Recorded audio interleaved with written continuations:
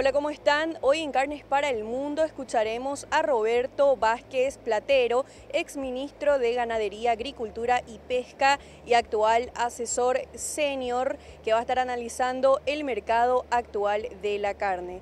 Oportunidades y desafíos de este punto crucial dentro del sector pecuario a continuación. A partir de la posición que hoy ocupa Paraguay en el mercado mundial, es fundamental evaluar los caminos que podrían generar más valor para la cadena ganadera, analizar la evolución del mercado internacional e identificar las principales variables que han determinado los precios y su posible comportamiento a futuro. Roberto Vázquez, consultor senior y exministro de Agricultura, Ganadería y Pesca de Uruguay, hizo un minucioso análisis del sector ganadero paraguayo, mencionando que aún se tienen grandes desafíos, por lo que considera clave tener una explicación clara de los grandes cambios ocurridos en el mercado internacional de alimentos durante la última década. Esta es una gráfica.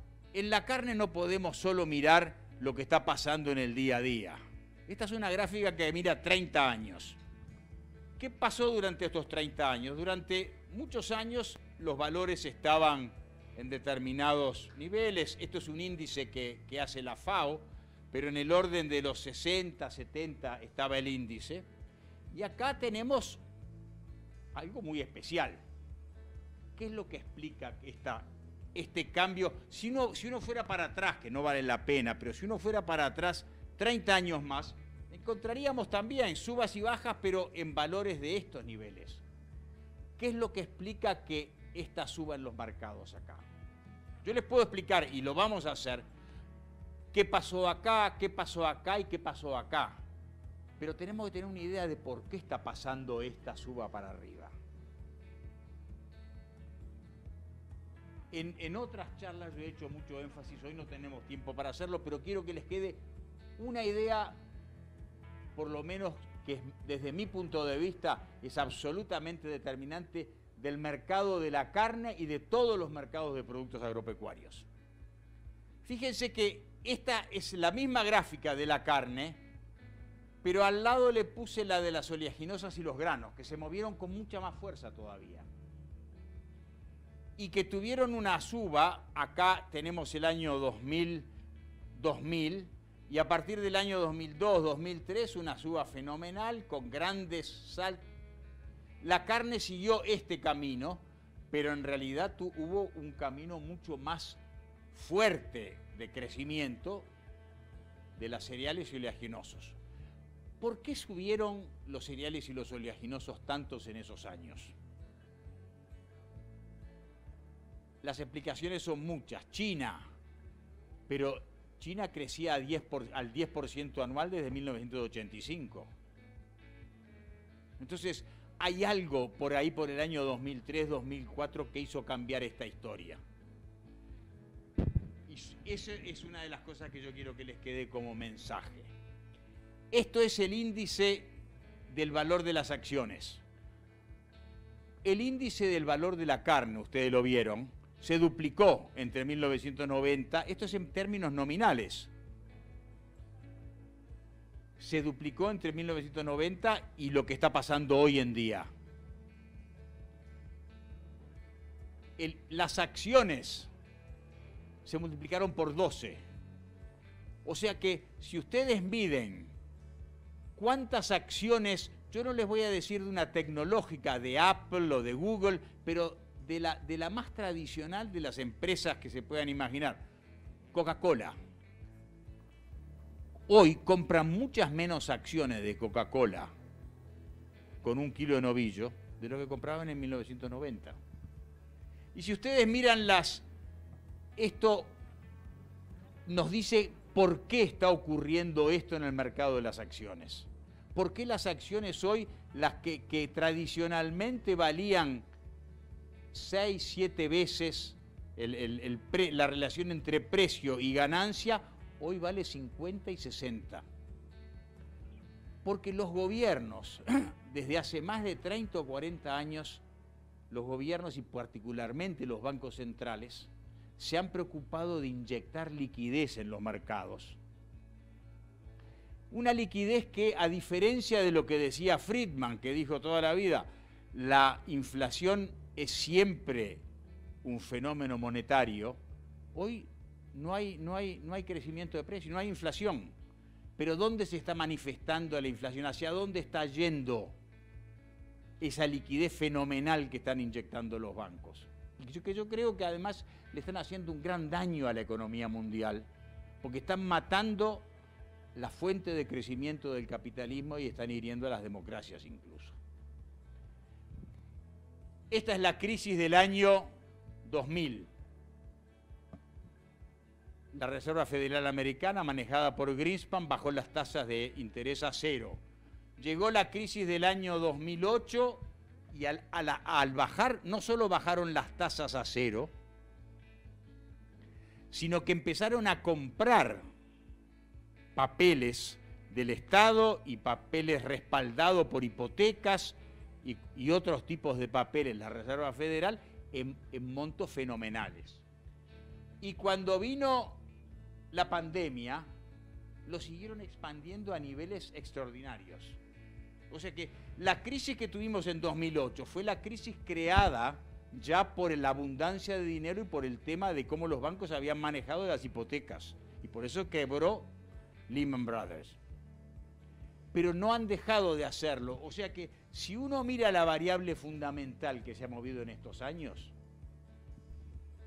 tenemos que ser muy conscientes que los mercados de nuestros productos han sido tremendamente influidos por lo que han hecho las políticas macroeconómicas de los países desarrollados. El valor de las acciones tecnológicas no se multiplicó por 12, se multiplicó por 30. Del 90, el precio del novillo se multiplicó por 2, las acciones tecnológicas por 30. Y lo que sucedió fue que a los efectos de evitar recesiones y ciclos recesivos, los países han puesto plata y plata y plata. No hicieron que hubiera inflación, la inflación no lo frenó, pero sí ha habido inflación en términos de activos financieros fundamentalmente, por eso esto, pero también de activos de campos. Ustedes piensen la relación del precio del novillo con el precio de un campo en Paraguay. Hoy compran menos campo con los kilos de novillo que lo que compraban hace 20 o 30 años. Esos flujos de capital de los países desarrollados fueron a parar a todo el mundo y pasó un fenómeno muy importante que es el crecimiento de las economías emergentes fundamentalmente por inversión que se realiza con dinero que viene a muy bajas tasas de interés de afuera. Por eso que esa fenomenal suba que vimos antes, esta suba de los granos, esta suba de los granos es el producto exactamente de lo que estamos hablando acá. De países, un conjunto de países emergentes, de más de 100 países emergentes creciendo a tasa del 7 y 8%, entre 2003 y 2008, hasta que reventó la crisis. Crecimiento sincronizado, demanda de proteínas asociada al crecimiento, demanda de carne vacuna, y ahora estamos viendo una nueva versión de la política monetaria, que muchos de ustedes habrán visto lo que llaman Modern Monetary Policy. La política monetaria nueva, ¿qué quiere decir? No le den la plata, la Reserva Federal no le dé más la plata a los bancos, que se la sigue dando. Ahora queremos que se la dé a la gente. Y créanme que se la han dado en cantidades fenomenales, y eso tiene mucho que ver con lo que está pasando en los mercados de carne hoy. Si no hubiera habido esa inyección fenomenal de apoyo de decenas de países directamente a la población, no tendríamos los mercados funcionando como están hoy.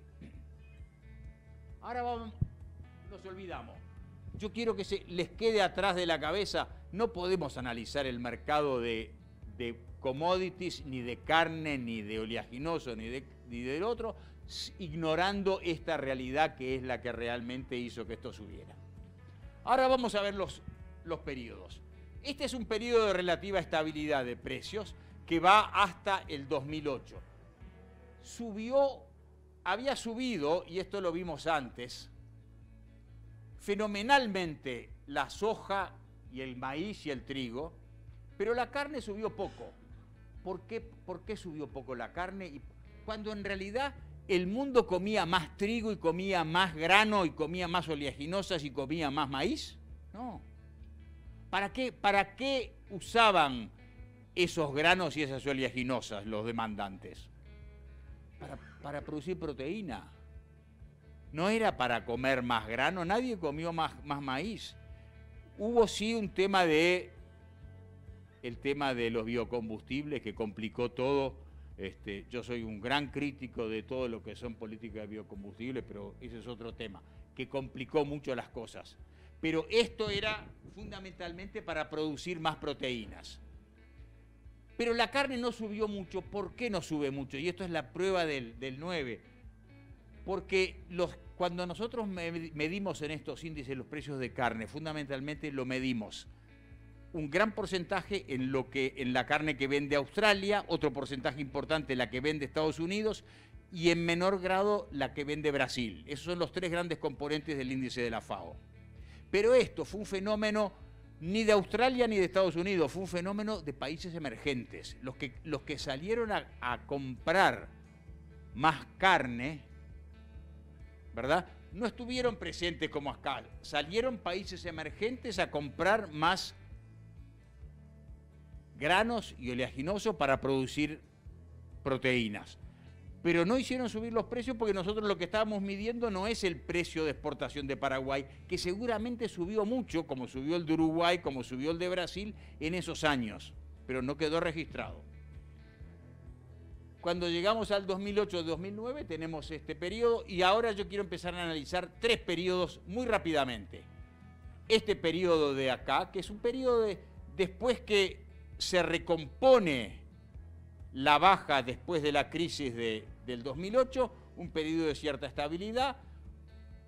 Cuando venían bajando en 2014 los granos cayendo en forma estrepitosa, los valores de soja y los valores de maíz, la carne sube, y tenemos que explicarlo, y acá tenemos un último periodo que lo vamos a ver rápidamente.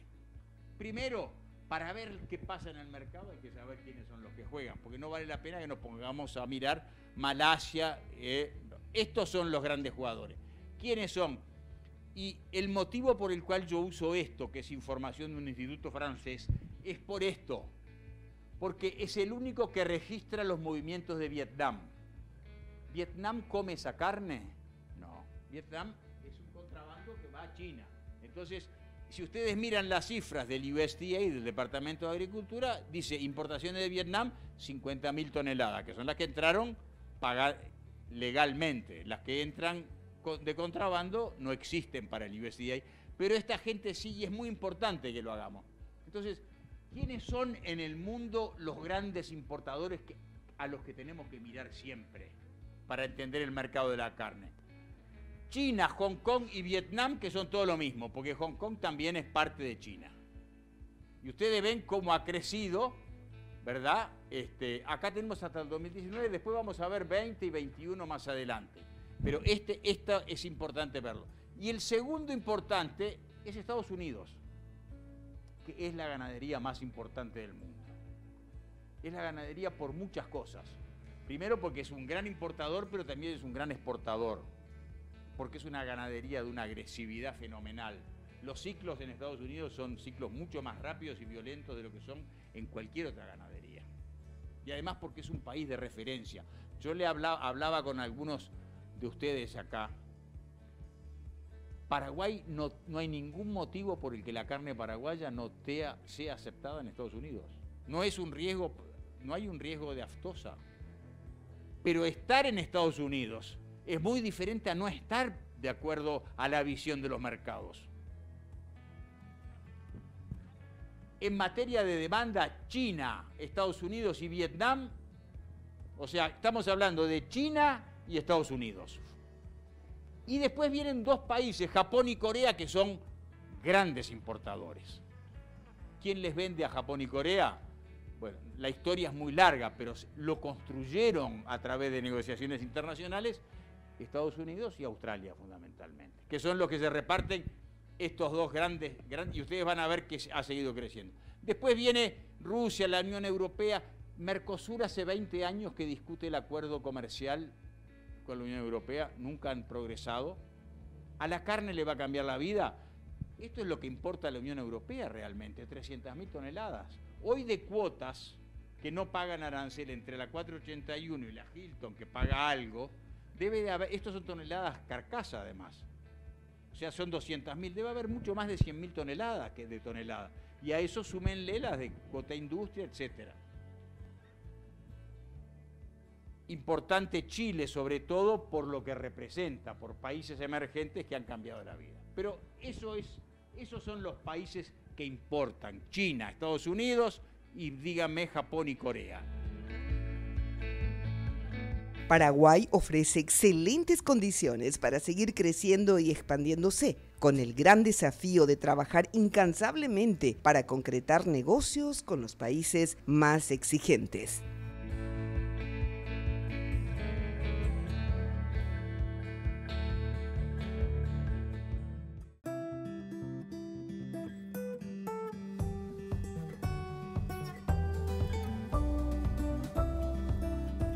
Paraguay tiene una importante misión para seguir posicionando la carne y es la de diferenciar su producción como carne natural y sustentable, una ventaja que ayudaría a consolidarse en el mercado internacional.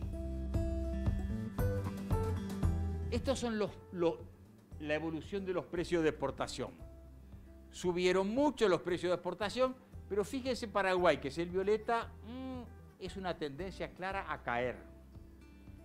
En Brasil es una tendencia clara a caer. Saquen el 2021, cuando yo hacía esta gráfica en el 2020, era caída.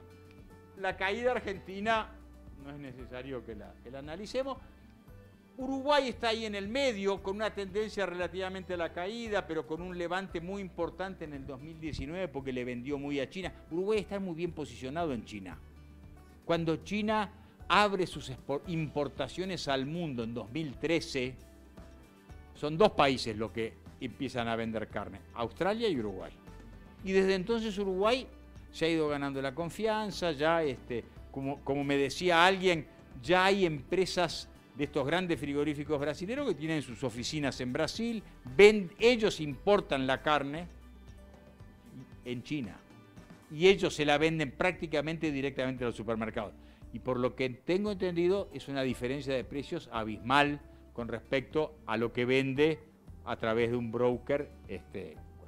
Entonces, eso puede haber ayudado, pero también una tendencia que uno diría un poquito a la baja, interrumpida en los últimos 2 años. Últimamente ha habido un revival de cómo calculamos el precio carcasa, el peso carcasa en base al precio de exportación.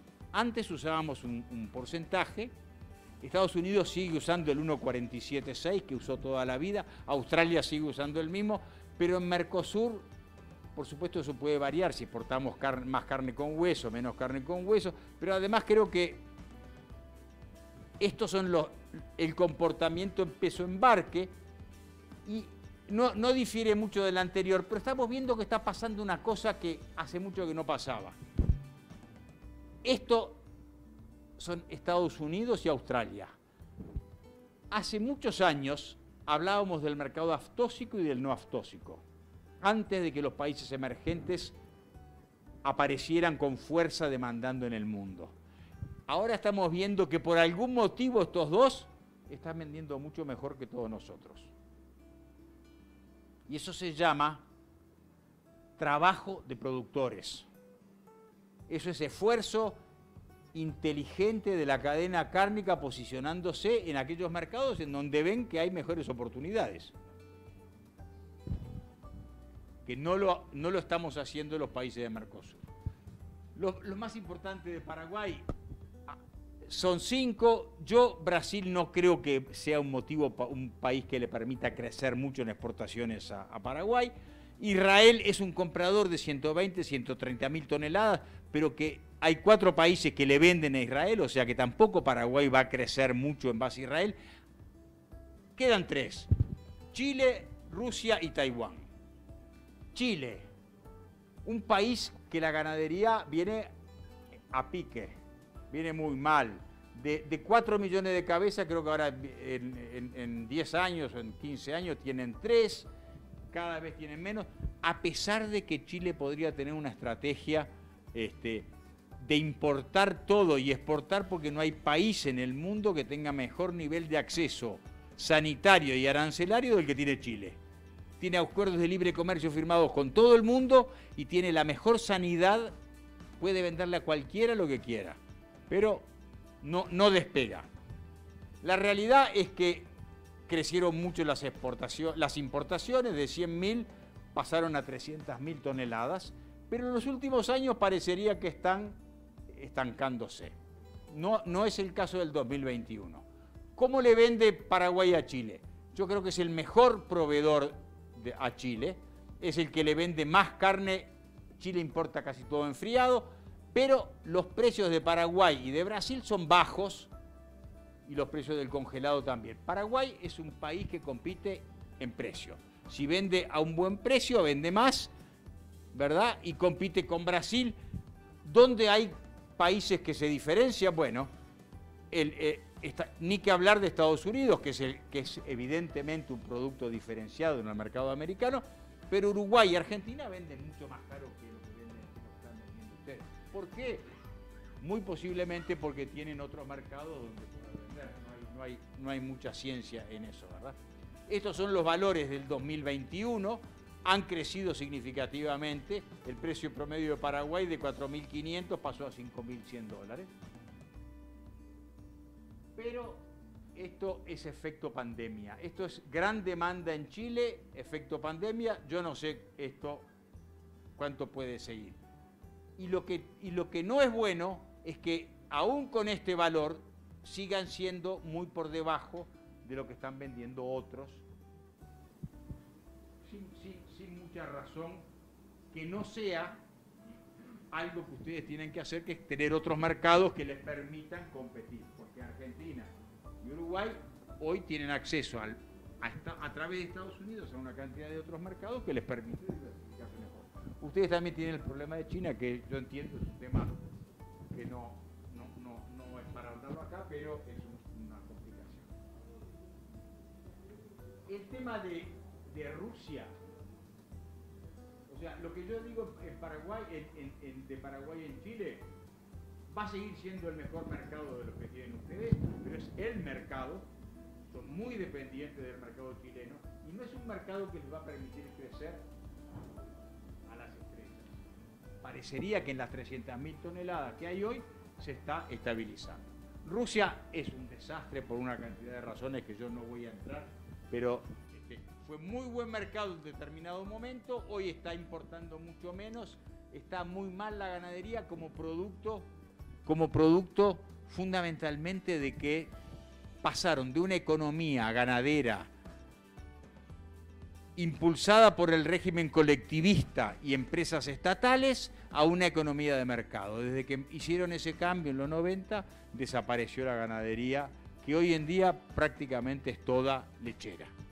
Esto es el precio al que ustedes le venden, le llegaron a vender a 5.000 dólares, pero esto es una bajada a 3.300, 3.400, 3.900, los 3.900 de este año, no sé si van a seguir o no en este mercado que realmente tiene más problemas que soluciones. Taiwán es otro fenomenal mercado. Quizás el mejor mercado al que a mí me gustaría competir. Lo que pasa es que ustedes están en Taiwán por una razón política más que nada. Tienen una preferencia arancelaria, tienen una razón para estar ahí. Pero es un formidable mercado porque es un mercado que paga mucho.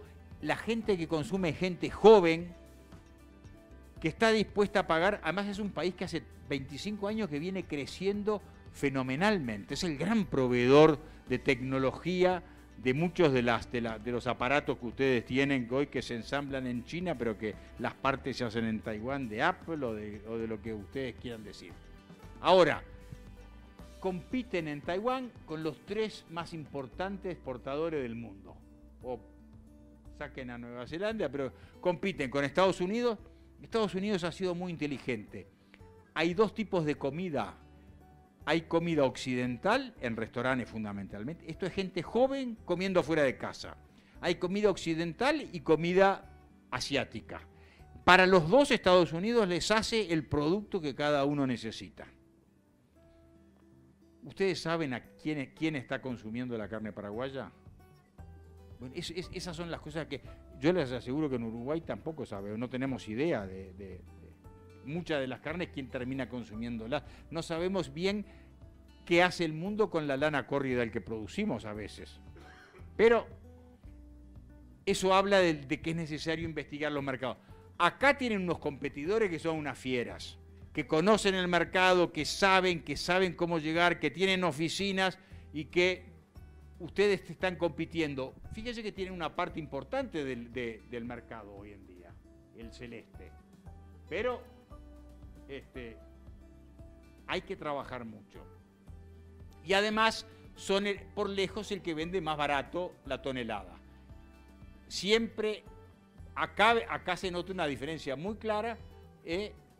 La carne paraguaya vale menos en Taiwán de la que. Yo quiero terminar diciéndoles que yo veo que ustedes tienen algunos desafíos importantes que los tienen que encarar, y creo que los tienen que encarar los productores. Muchas veces vine a hablar con algunos colegas, con algún ministro que me invitaba a conversar del Instituto de la Carne, de que los productores querían una cosa, la industria no quería. Yo creo que acá hay que convencerse de una cosa. Acá si se va a hacer un cambio importante, son los productores los que lo tienen que hacer. Y no es para pelearse con la industria, es porque tienen distintos intereses. En Uruguay los frigoríficos están sentados en INAC, pero la mayoría de ellos, si no existiera INAC, no se les movería un pelo. Hay algunas cosas que naturalmente las tiene que hacer, hay algunas cosas que de INAC que les sirve, pero es un instituto que controlador, regulador, que a los frigoríficos no se enamoran. Y a la industria, si ustedes tienen una ganadería liderada por productores, que logre algunas cosas importantes de las que vamos a hablar ahora, los frigoríficos van a estar siempre trabajando al final, siempre con la producción, porque de eso es de lo que viven también. Lo primero es la condición de acceso a mercado. No pueden seguir pasando 1 año, 2 años, 5 años y que Estados Unidos no le abra el mercado. No es justo. La carne paraguaya no es un riesgo para el mercado americano, y entrar al mercado americano es importante porque primero es un sello, es creíble. El que no está en Estados Unidos, el que está en Estados Unidos no le creen, no es que Japón les va a abrir el otro día, es que es un sello de que, bueno, esta gente es seria, y creo que es lo que tienen que ser. Los productores tienen que poner mucha seriedad. Entonces, ahí tienen que trabajar productores junto con el gobierno y liquidar este tema de Estados Unidos. Tú me decías que están... Pero también yo lo he oído tantas veces, eso de que viene una misión. Hoy está Argentina, está Brasil, está Paraguay, y está Uruguay. Está todo Mercosur.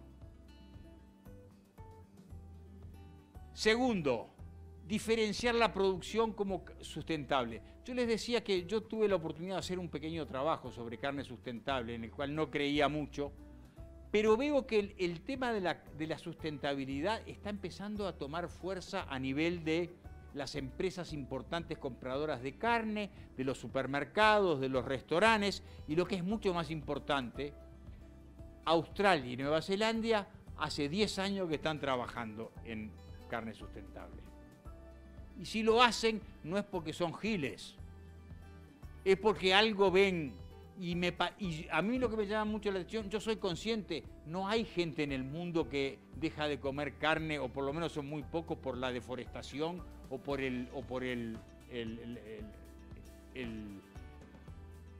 la huella de carbono. Pero se están preocupando muchísimo personajes muy importantes como empresas grandes comercializadoras, Nestlé, Danone, Kraft, Unilever, supermercados como Tesco, como Costco en Estados Unidos, como Ahold en Europa. Todos tienen unos protocolos Algunos hoy son recomendaciones. Tesco ya llega a que a Brasil carne brasilera no quieren, no aceptan comprar ni ellos directamente ni de ningún proveedor carne brasilera por tema de deforestación. Y este es un tema que se va a ir agrandando, no achicando. Entonces yo diría, empecemos a explorarlo. Diferenciar la producción, si fuera eso, y si no es como sustentable, de alguna manera es importante que la carne paraguaya logre ser reconocida por algún atributo, que son los únicos, los productores, los que se lo pueden dar.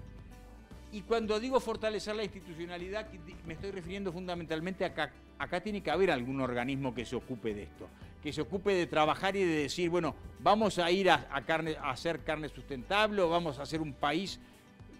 No se precisa 200 millones de dólares para esto, son unos pocos millones de dólares por año que perfectamente los productores lo podrían aportar.